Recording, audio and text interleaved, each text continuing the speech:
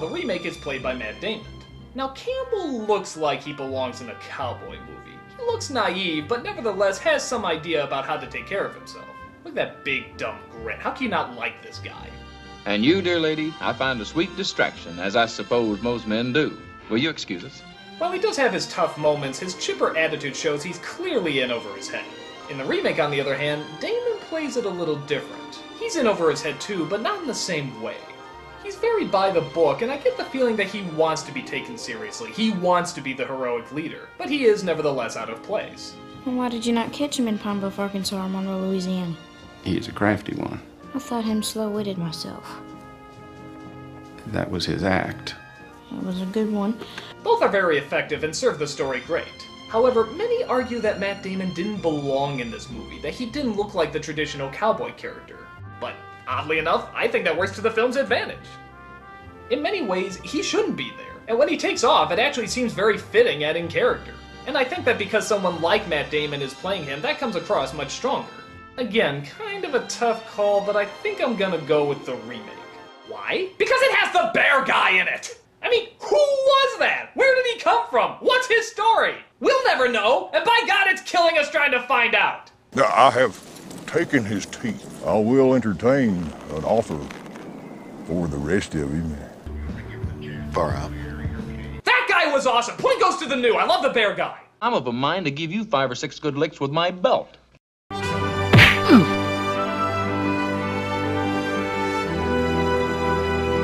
And now it's time for the bad guys. The varmints that started this whole... Oh, God, just segue with the Big Lebowski joke. Human paraquat! Thank you. This is Best Villains.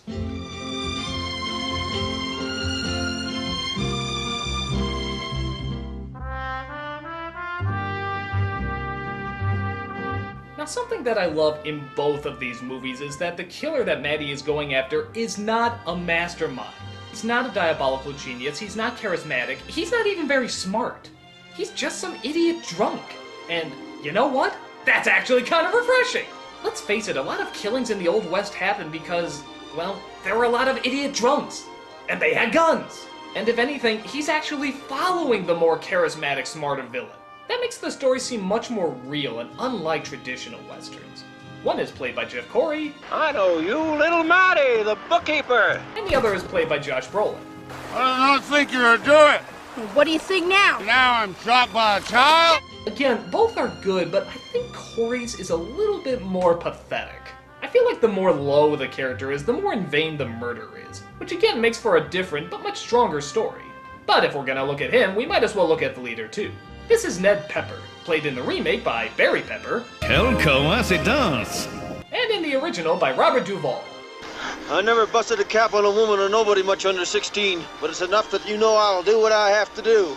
Even though Barry Pepper does a really good job as the leader and seems totally legit, well, he's going up against Robert fucking Duvall. I'm sorry, that's a really hard act to follow. This guy, much like the bear guy, you really want to know more about. Something about the way he speaks and holds himself, just a man's presence. I'm happy he done what he done, but he should have kept his head and looked out for himself. Goes for your good friend Rooster.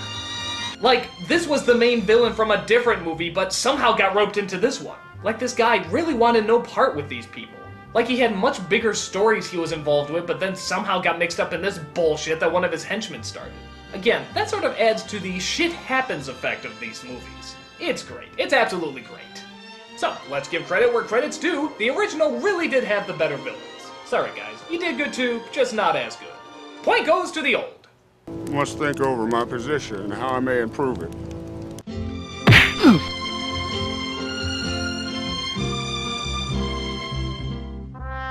And now the defining point that always settles it, the story.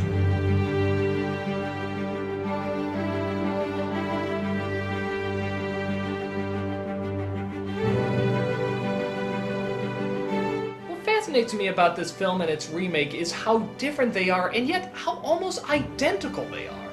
Sure, there's little changes like the bear guy and the hanging person, but when you're walking through, it's almost scene for scene the same. The only major difference is the beginning and the ending.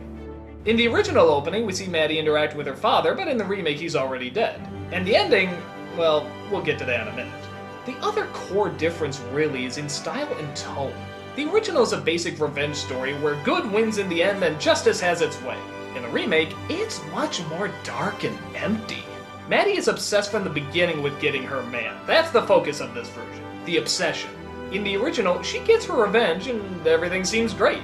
She's happy her dad's avenged, John Wayne gives a little smile, and he rides off to more adventure. Just like most John Wayne movies. In the remake, it's not so simple. Maddie loses her arm from the snake bite, which, by the way, I feel really sorry for the snake in the original. Look at this thing! Somebody call fucking PETA! Well, anyway, Maddie loses her arm, Rooster leaves after dropping her off to safety, keeping in character, and she doesn't ever see him again. We cut to years later when she grows up bitter and cold, finding that her revenge is actually filled very little. She only finds out later where and when Rooster died, and even then, it's not so heroic. She visits his grave, walks away, and that's it. There is no grand ending, no riding on the horse, no cowboy music playing. It sucks all the romance out of it and shows the emptiness that such an obsession will ultimately get you. It's not a happy ending, I guess, but it's not a sad ending either, I guess. It's just very, very hollow. But that seems more fitting for this story.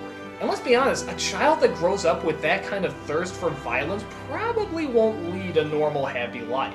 She probably would be a lonely stick in the mud with little to smile at. And again, it's a very refreshing take from the kill the bad guy and everything is fine motif that most westerns follow. So because of that, even though the stories are very similar, we got two very different versions. And the better one, as you probably imagine, is the one with more complexity and depth, the newer version. I have to admit, I feel bad that I've given most of the points to the new version, even though the old one is very good too. They're both great movies for what they are and deserve to be watched and recognized. It's just that when you put them back to back, the new one really does have more to offer. It's darker, grittier, and leaves much more of an impact. So, as you can guess, the best story also comes from the best version, the new True Grit, the superior film.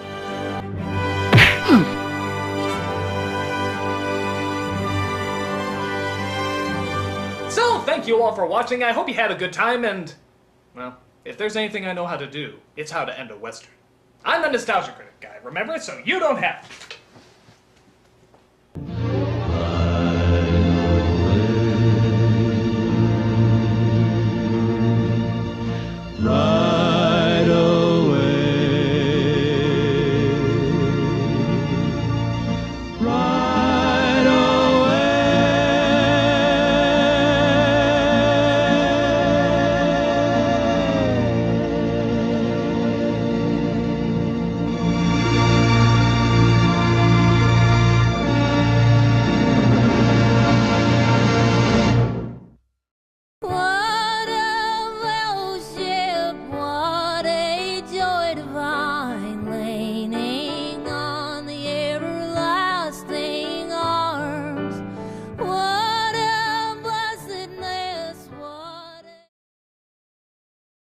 Now, I have taken his teeth